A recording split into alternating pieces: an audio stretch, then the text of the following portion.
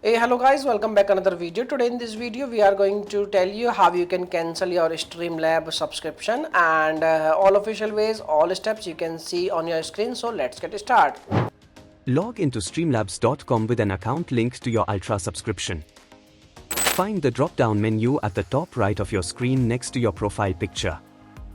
Click on it and then click Memberships. To the far right, click on Cancel Membership.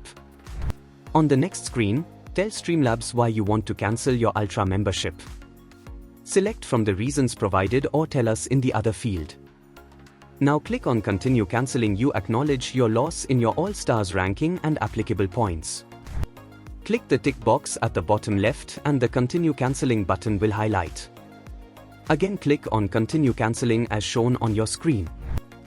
Then you'll see the success screen confirming your cancellation request has been received. Please reference this screen for the date your Ultra benefits will end. And you are done. Dear friends, by using this method you can easily cancel your Streamlabs Prime subscription. And if you like this video, please hit a like button, and thanks for watching this video. Bye bye.